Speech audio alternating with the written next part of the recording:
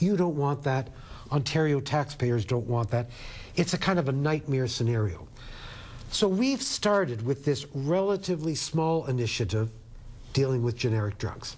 Yes, it has a negative impact, particularly on you guys that operate independent drugstores.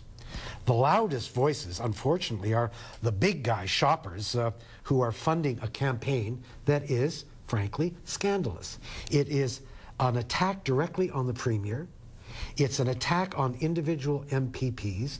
And it's not the kind of way in which we tend to do politics in Ontario. Do we need to do something about brand name pharmaceuticals? Correct. Ben, you know, just let me finish this, and then if Nancy wants, we'll go to the call. We'll let Farid finish. You know, we have to get to a point where we take seriously the pressures on public systems. We didn't do this because there was nothing else to do in the spring of 2010. We did it because it demanded addressing. And virtually every commentator that looks at Ontario's healthcare system says this is something which is tough for pharmacists, no doubt, but really needed doing. And we can get beyond this. Your stores will continue to be profitable. The service that you deliver to Ontarians will continue to be of the highest quality. But my own recommendation is you shouldn't threaten people, and you shouldn't threaten your patients by saying that the quality of their care is going to go down. Okay. Well, there's one, I've got one on the table. In all of your advertising, you've made that. We have to go That's to shameful. Andrew. Andrew, from Richmond Hill, thank you for your call. Do you have a question for the panel? Yeah, I just had a question. I've been watching this show, and I was just wondering, how is this going to affect me as a patient if I was going to an independent pharmacy? Okay. Can I answer that question? Certainly. Basically, Andrew, under the present system, pharmacy, when you go into it, will give you all kinds of information, accessibility services. I don't know what your medication requirements are, but typically the services we provide are all inclusive in one dispensing fee. We've already gone on record suggesting that what we're being paid by the government is considerably short of what it costs us to prepare this medication.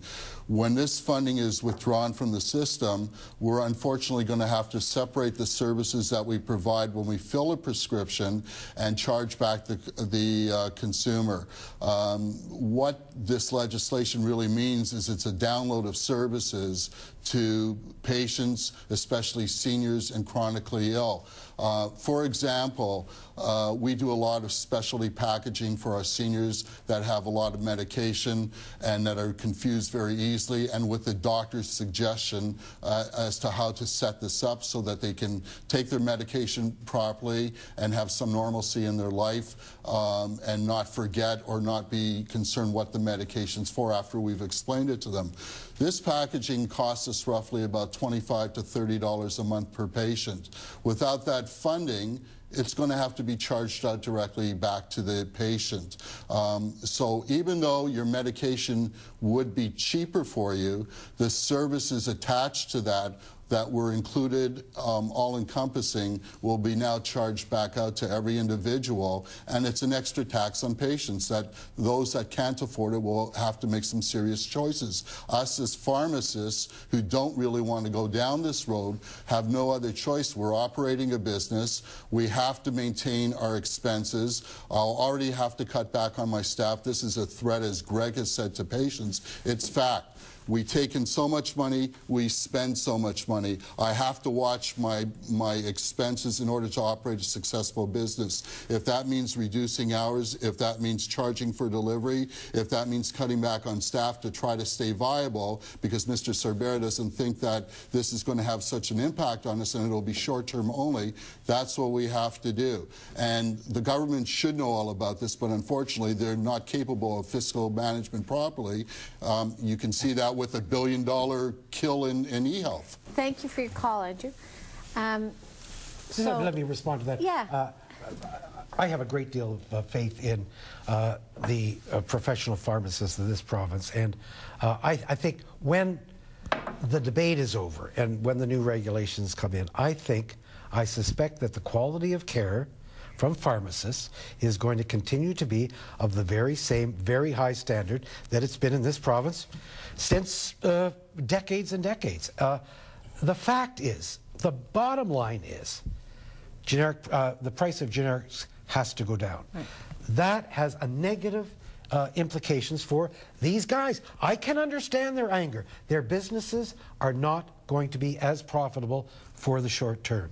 The fact is that with the money that we are putting back into the system to provide funding for specific patient care, maybe it's those packages, maybe it's the consultation with the senior that gets a little bit confused, with the increase in dispensing fees and significant increase in dispensing fees in rural and remote areas of the province, and with the expansion of availability of various drugs, my own suspicion is that, you know, within a year or a year and a half, the amount of income tax that these guys are paying on profitable businesses will be just about the same as when this whole debate began. And I say something, I want you to speak in a second. I just have Mary, a caller from Richmond Hill. Mary, do you have a comment or a question for our panel?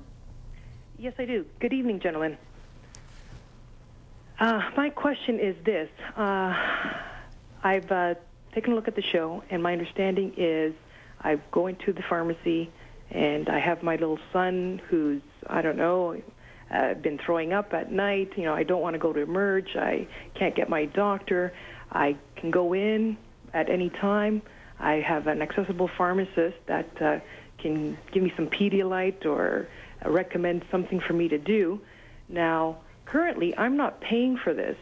Now, if I actually purchase something from the pharmacist, fine, but more often than not, they would be more likely to say, you know, it's something very benign. If it continues for 48 hours, then go into your clinic or see your doctor. After these cuts, this type of consultation, etc., I'm assuming because of the subsidy from the professional allowances is going to be gone, I, as a mother, am going to have to pay for this. And I don't see the benefit from the government's point of view. Like, I mean, me now having to actually pay for services that were once currently free because of the subsidy. I don't think that's going to happen. Thanks, Mary. I just don't think it's going to happen. No. I mean, well, probably not. Why is that? Why do you well, believe that Farid said probably not. Yeah. Are you saying that when Mary comes into your pharmacy and she says to you as a pharmacist, my son has been throwing up, he's got a little bit of a temperature, what do you think I should do? You're going to say, well, I'm going to have to charge you for telling you that I'm going to recommend this? Yes, or you I just, will. You yes, will? Well, that's exactly like the physician. If you go into a lawyer's office and you ask them for services, do you not expect to get charged a fee for that? You know the problem, well, Greg, that you are capitalizing on the fact that pharmacists will keep the service as it is. No, so you cut whatever you want to cut, and you say, no, I don't think so, it's not believable. Why? I have children to send to school, I have business to run, I have house to put food at the table. Why would you just go and say 2 words, being a lawyer, and you get money, I call you, you charge me, why, when I use my expertise and I use my information and knowledge to help a patient, why do you think it's not fair that I charge the patient? This is my job. So, I make money out of that. When you recommend baby aspirin to Mary for her son to get her through the night, you're going to charge her for saying, I think probably... First of all, we wouldn't recommend baby aspirin. Exactly, because it's not... Whatever it is that you're going to recommend. You're going to charge a non-prescription drug that you have in the shop? Yes, we would charge for that professional advice. Greg, if you're taking money out of the system, that's very interesting. Which is I can't believe you're saying that's very interesting. Does the Ontario College of Pharmacy endorse? There'll be a fee schedule posted by them. What do you think? Of course, unless the government will put pressure on Ontario College of Pharmacists to let them prevent that. Unless you're ready to legislate us on that. Let's get realistic, and so because I am very surprised. We may have lost our viewers here. Let's look at the reality for a minute.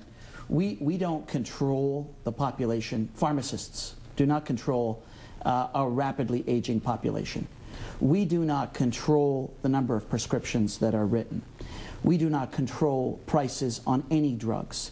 That is dictated by the government, and they negotiate with industry. What we do control is the care that we provide. And all of this discussion, unfortunately, has led to prices and about generic drugs. I applaud the government for trying to rein in costs.